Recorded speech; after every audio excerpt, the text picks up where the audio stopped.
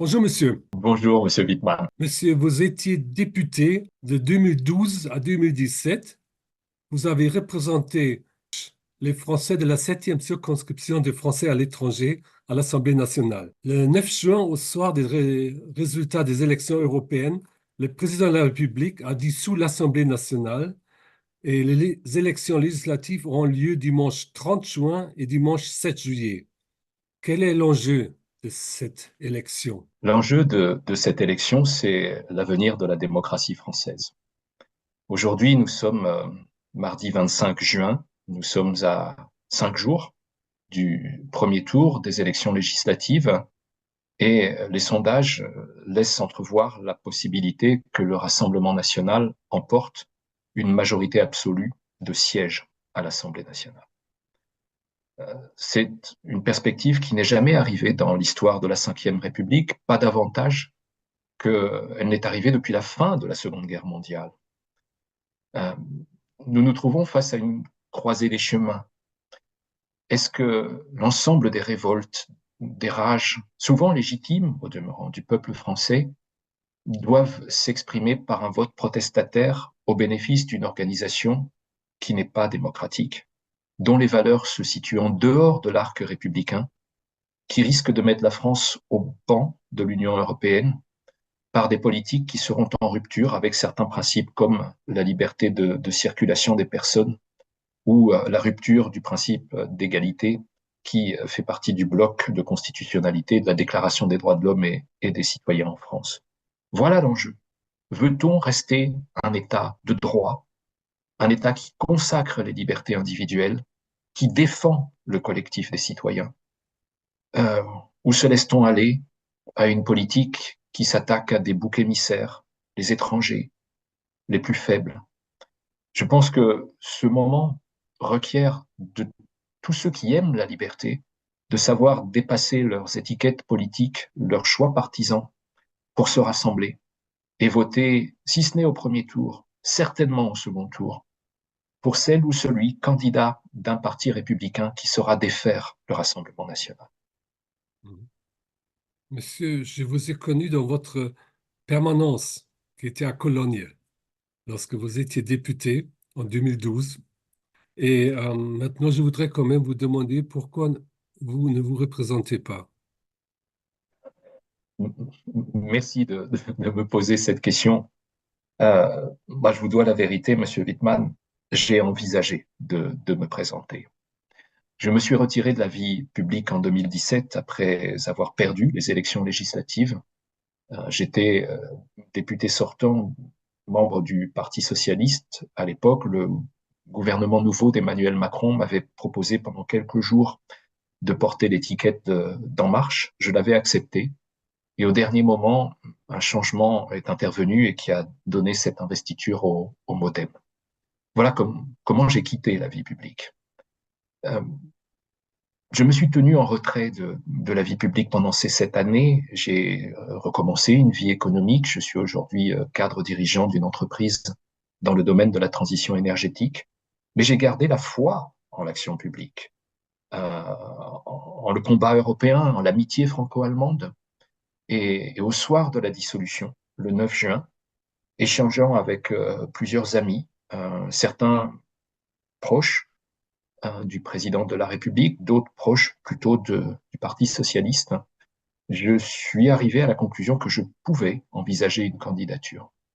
Pendant 3 jours, j'ai réfléchi à cela et je suis arrivé à au triste constat le mercredi, jeudi matin suivant la dissolution, que ma candidature n'ajouterait que de la division, alors que l'urgence était au rassemblement. Et ça n'était pas le retour dans la vie publique qui importait pour moi, c'était d'être utile. J'aurais souhaité que ma candidature fasse une sorte de môle. J'aurais aussi souhaité qu'elle puisse être décisive. Dès lors qu'elle ne l'était pas, il n'y avait pas de raison de me présenter. Cette candidature n'affectait pas nécessairement la circonscription dont j'ai été l'élu. Elle aurait pu être ailleurs aussi.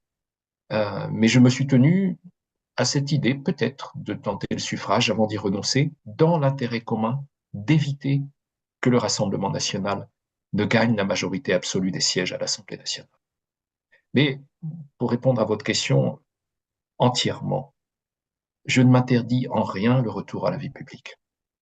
J'ai atteint aujourd'hui un âge, une forme d'expérience qui fait que je pense que je peux apporter un regard, une action, une méthode aussi de défense des citoyennes et des citoyens et de représentation. Parce que la démocratie française est malade d'un excès de verticalité, d'une absence de consultation des corps intermédiaires, d'un manque criant de démocratie participative.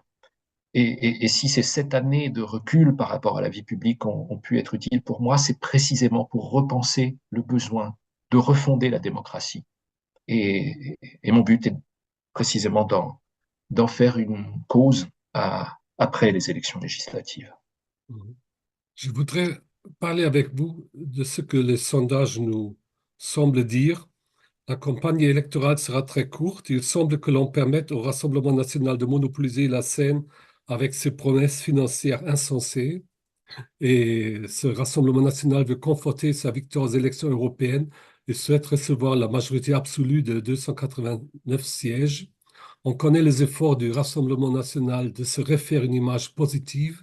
Elle promet monts et merveilles à ses électeurs, tout en parlant peu des déficits de l'État. Or, c'est toujours un parti extrémiste. Par exemple, il maintient la préférence nationale avec toutes ses conséquences. Lesquelles, par exemple? Oh, je vais vous donner un exemple qui devrait nous alerter dans le franco-allemand, c'est l'exclusion des personnes binationales de l'accès à certains emplois publics. Ça veut dire que quelqu'un qui serait et français et allemand ne pourrait pas exercer des fonctions dirigeantes dans la fonction publique française en vertu de la nationalité allemande que cette personne posséderait en plus de la nationalité française. C'est quelque chose qui m'indigne comme individu. Vous savez, il y a des millions de binationaux parmi les citoyens français. Je vous dirais probablement qu'il y a 10 à 15% de Français qui sont binationaux, quelle que soit la nationalité qu'ils ont en plus, ou les nationalités qu'ils ont en plus. Ça ne fait pas d'eux des Français de deuxième classe ou de troisième classe. Mes enfants à moi sont binationaux. Et je ne suis pas plus français que mes deux fils et ma fille parce qu'ils sont également espagnols. Je suis révolté par de telles décisions et je suis même choqué. Je vous dirais que ça ne suscite pas davantage d'émotions. Parce que de considérer comme malsain une personne binationale introduit un soupçon dans la communauté nationale. Alors même que le mouvement européen conduit à la rencontre des gens, à vivre dans un autre pays. J'ai été député des Français d'Allemagne, d'Europe centrale et des Balkans. Je sais ce qu'est la binationalité, plurinationalité, la richesse que c'est. La binationalité n'est pas une soustraction. On n'est pas moins français quand on est binational. Et rien que cela, c'est un exemple des discriminations que le Rassemblement national veut introduire dans la loi Oui. française. Est-ce que vous pouvez m'expliquer pourquoi le Rassemblement national peut faire de points avec cette proposition? Je pense que le Rassemblement national part de l'idée que toute personne d'origine étrangère est à laisser de côté, est à écarter, quelles que soient les personnes. Le Rassemblement national est un parti profondément nationaliste. Seul compte l'intérêt du pays et forcément ce qu'il y a autour est hostile. Ça veut dire que le Rassemblement national, comme toujours, est hostile à l'Europe, comme toujours, est hostile à l'état de droit à l'échelle internationale. Le Rassemblement national est très évanescent sur la question de l'Ukraine. Qui était le banquier de Mme Le Pen en 2017 et en 2022? Les Russes. Et comme disait le président de la République, quand vous parlez à la Russie, vous parlez à votre banquier. Quand on va serrer la main de Vladimir Poutine au Kremlin en 2017, qu'est-ce qu'on fait sinon finalement se rendre? Le Rassemblement national a toujours été aux côtés des pouvoirs autoritaires et contre la démocratie. Mhm. Et, Euh, et, et c'est pour cela que les millions de Françaises et de Français qui ont un parcours multiple basés sur une pluriculturalité et souvent une plurinationalité, Mhm. sont considérés par lui comme des dangers. Mhm. Euh, le Rassemblement national a coupé le pont avec l'AfD. L'AfD qui écrit sous sa bannière l'Europe de patrie. L'Europe de patrie qui a été tellement fustigée par De Gaulle dans sa conférence de presse en 1962, qui était contre ce nationalisme. Et Mitterrand, en 1985, un an avant sa mort au Parlement européen, il a dit dans une phrase, le nationalisme, c'est la guerre. Est-ce que les adhérents du RN oublient tout ça? Vous savez, Monsieur Wittmann, j'étais dans les tribunes de l'hémicycle du Palais de l'Europe lorsque le président Mitterrand a dit le nationalisme, c'est la guerre. Et je le revois depuis les tribunes avec une émotion incroyable. Ça fait presque 30 ans désormais. Et c'est tellement vrai. Les nationalismes, c'est la guerre. C'est l'incapacité de se penser plus large. Et il faut se penser plus large. Parce que les combats d'aujourd'hui, les combats du climat, les combats des droits, les combats de la croissance économique, les combats du progrès social, sont des combats qui dépassent nos frontières. Comment protéger l'Europe si ce n'est par un effort européen? Ça n'est pas en détachant la France de l'Europe qu'on protégera mieux les Français. C'est en travaillant avec nos amis allemands, avec nos amis polonais, avec tous les pays qui composent l'Union européenne dans leur diversité.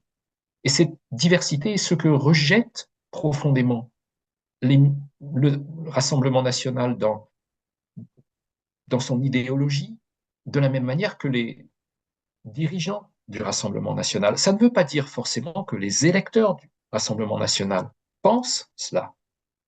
Et moi, je n'irai jamais faire procès aux électeurs du Rassemblement national. Dans le vote pour le Rassemblement national, il y a l'expression d'une souffrance, d'un rejet, d'une rage. Et, et je comprends ça. Je comprends ça. Souvent, il y a la perception que parce que c'est le seul parti, au fond, qui n'a jamais gouverné, il faudrait pouvoir tenter de gouverner avec lui pour voir si ça marche ou si ça ne marche pas. Mhm. Et tout ce que j'essaie d'exprimer aujourd'hui, c'est de dire ne tentons pas ça. Parce qu'à chaque fois que l'extrême droite a pris le pouvoir par les urnes, elle ne l'a jamais rendu de la même manière par les urnes. Mhm. Et c'est vrai pour le Rassemblement national en 2024, comme ça l'était pour d'autres formations nationalistes Mhm. dans des années terribles du XXe siècle. Est-ce que cela peut expliquer le choix de Macron de dissoudre, de clarifier?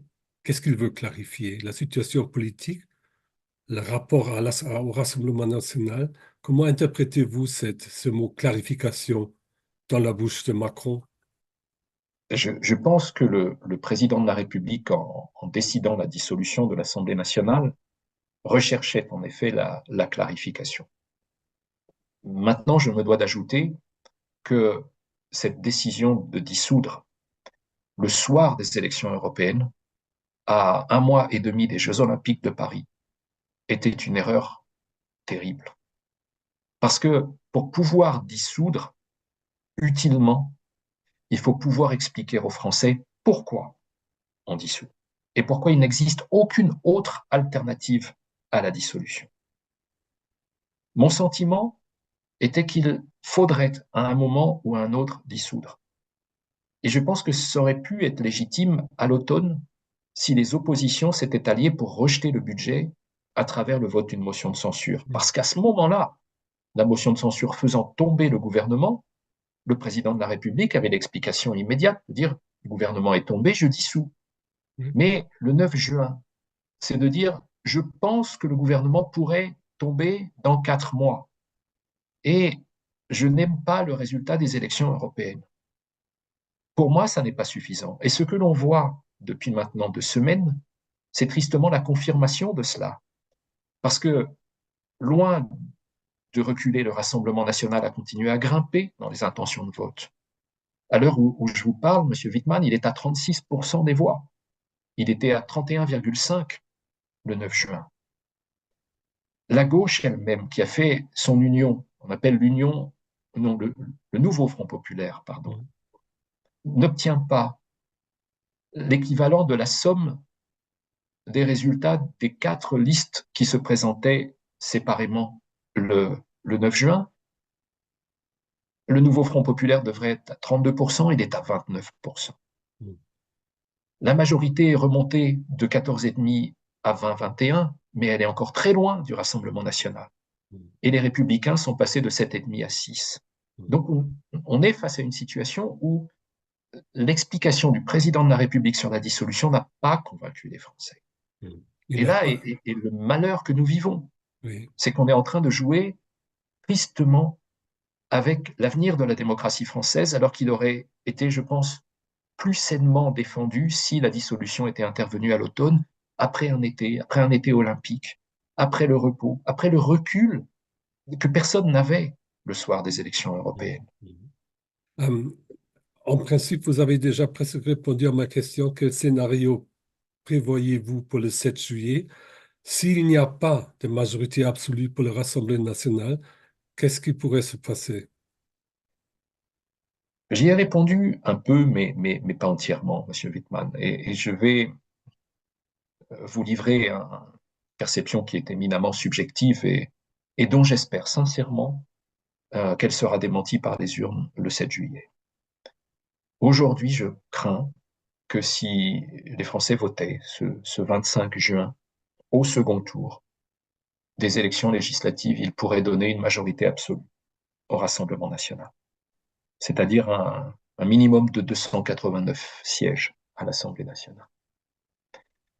Quels sont les scénarios possibles? Je n'en vois tristement que deux. Celui-là, une majorité absolue pour le Rassemblement national qui conduirait euh, ce parti à exercer les responsabilités du À gouvernement Matignon, à Bardella à Matignon Matignon. avec M. Bardella, ou bien un scénario de chambre dite introuvable, Mm. à l'intérieur de laquelle le Rassemblement national serait certainement le premier groupe parlementaire, mais serait en dessous des 289 sièges, de peu ou de davantage. Je l'espère personnellement de davantage. Mais dans cette chambre introuvable, il n'y aurait aucune majorité alternative. Parce que là est aussi la misère de cette époque. Euh, nous avons une tripartition de la vie politique. La gauche, rassemblée autour de du nouveau Front populaire, Mhm. le bloc central, qui comprend La République en marche, Renaissance aujourd'hui plutôt, Horizon et Modem, Modem. Horizon, quelques autres formations, qui est la majorité du président de la République, mais qui souffrent énormément dans les sondages, et les républicains qui peuvent ou non se rapprocher de ce bloc central. J'aurais souhaité, pour tout vous dire, qu'il y ait un front républicain au premier tour Oui. et qu'il y ait la recherche d'une autre majorité nouvelle qui aurait été du parti auquel je suis attaché, même si je n'en suis plus membre, le Parti socialiste, d'où je viens. J'ai été influencé par les écrits et la vie de Michel Rocard, donc vous voyez où je suis sur le spectre politique, Mhm. et que du Parti socialiste, des écologistes aussi, on puisse aller jusqu'aux républicains. Non pas parce qu'il y aurait entre chacun de ces partis demain une identité totale, même partielle, euh, d'intérêt et d'objectifs, mais parce qu'il y a une défense de la démocratie à assurer. Ça n'a pas été possible. La majorité sortante n'a pas tendu la main aux socialistes et aux écologistes, quoi qu'on dise. De la même manière, les socialistes et les écologistes ont préféré aller vers la France insoumise, qui est pour moi un parti qui se situe pour au moins une part en dehors de l'arc républicain, tant j'ai été personnellement choqué par les positions de Jean-Luc Mélenchon et de quelques-uns de ses amis, non seulement sur la situation dramatique dans la bande de Gaza et les massacres du 7 octobre, dont je n'arrive toujours pas à comprendre qu'il soit impossible de les qualifier de terroristes, et également l'invasion de l'Ukraine, où la compréhension montrée par M. Mélenchon à l'égard du coup de force de Vladimir Poutine continue 2 ans après de m'indigner. Mhm. Et donc la gauche a fait une union, mais qui n'est malheureusement, je crois, qu'une coalition de circonstances. Le programme ne sera jamais appliquée. Et le bloc central n'a pas voulu, pu ou osé tendre la main. Et donc, deux groupes vont séparément à l'élection, alors que ce front républicain que j'aurais souhaité, à mon avis, aurait pu se retrouver en situation de concurrencer au second tour euh, le Rassemblement national dans la plupart des circonscriptions. Parce que le Rassemblement national, à 36% ce mardi, a l'assurance d'être présent au second tour pratiquement dans toutes les circonscriptions. Oui. Et s'il l'emportait, et je termine là-dessus, Oui, oui. monsieur Wittmann, s'il l'emportait, ça serait grâce à ce qu'on appelle, dans le jargon français de la science politique, des triangulaires. Mhm. Les triangulaires, ce sont des élections de deuxième tour où se sont qualifiés trois candidats. Souvent, on pense, en regardant les élections françaises, qu'au deuxième tour, il n'y a que deux candidats. En vérité, peut aller au deuxième tour tout candidat ou candidate qui a obtenu 12,5% des électeurs inscrits.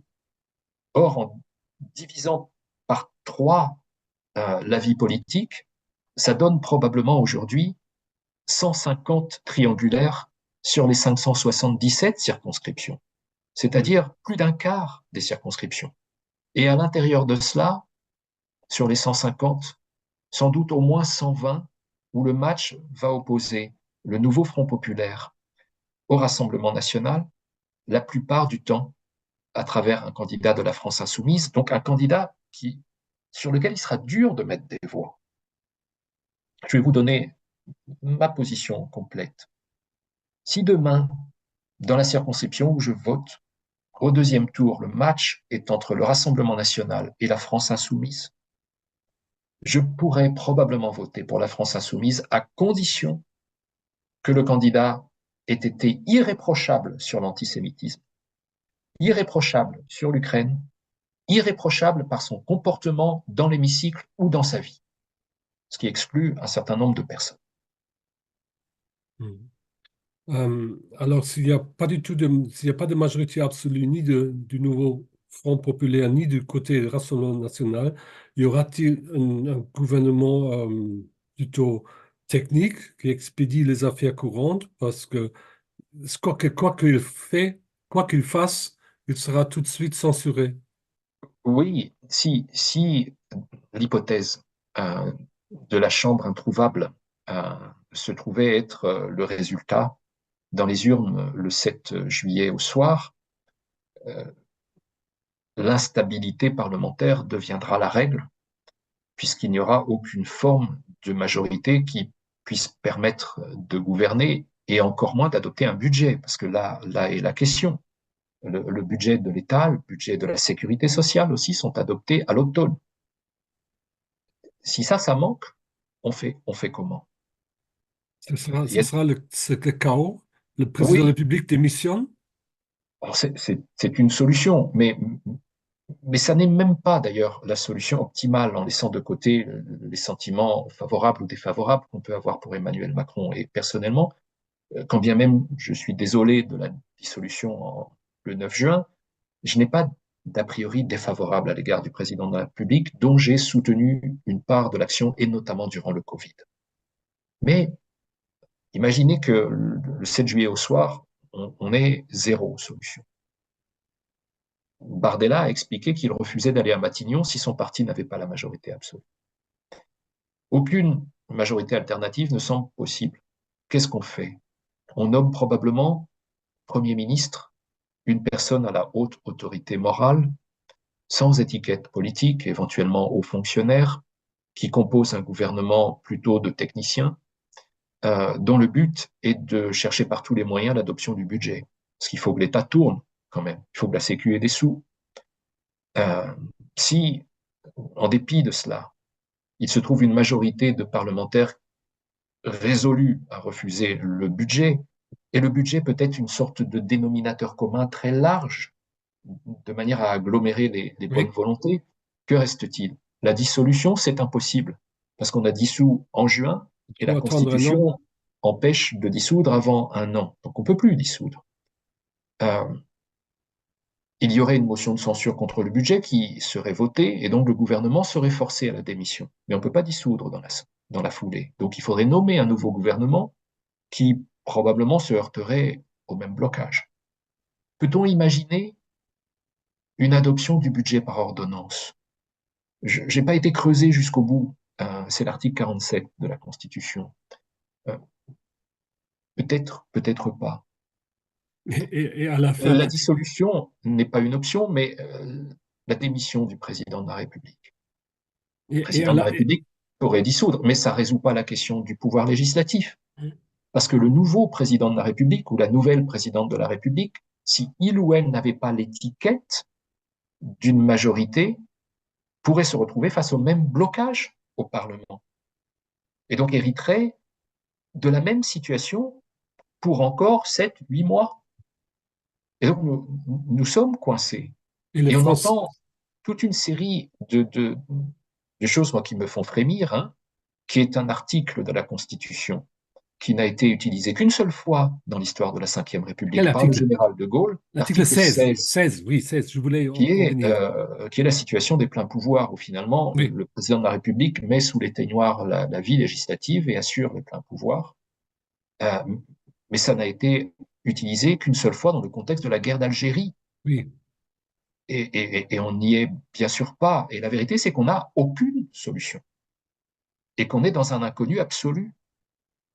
Et d'où l'importance du vote de dimanche 30 juin et du 7 juillet.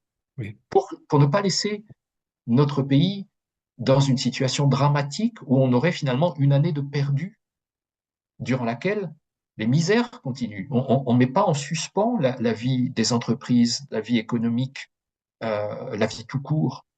Pendant 12 mois, il faut vivre. Comment on paye les fonctionnaires quand il n'y a plus de budget? Rien que ces questions se posent. Mhm. Et j'espère que nos compatriotes qui iront aux urnes le plus possible, cette élection requiert au moins 80% de participation, auront cela en tête, cette forme de responsabilité en tête. Notre pays ne peut pas partir à volo pendant 12 mois en attendant une autre dissolution. Parce que pendant ce temps-là, au-delà de l'organisation des Jeux olympiques qui vont braquer les regards de la planète sur la France, il y a la réindustrialisation du pays. Il y a l'endettement de notre pays qui place la France en situation difficile, en procédure d'infraction ouverte récemment par la Commission européenne. Les programmes alternatifs sont des programmes dépensiers qui rendraient le cadre des finances publiques encore plus délicat. Donc, ce qui est devant nous est essentiel pour l'avenir du pays et requiert que nous votions au deux tours des élections législatives. Merci beaucoup, monsieur. Je vous remercie de vos réponses et de vos réflexions et espérons qu'on trouve une solution le 30 et le 7 juillet. Et je vous propose qu'on se donne rendez-vous dans la deuxième quinzaine de juillet pour Avec, analyser cette situation. avec plaisir, Monsieur Wittmann, Merci et beaucoup. j'espère que lorsque nous nous retrouverons après les élections législatives, la situation sera moins rude, plus claire qu'elle ne l'est aujourd'hui et que notre esprit sera porté vers les Jeux olympiques et la fête de la jeunesse et de l'humanité qu'ils constituent. Merci beaucoup. Merci.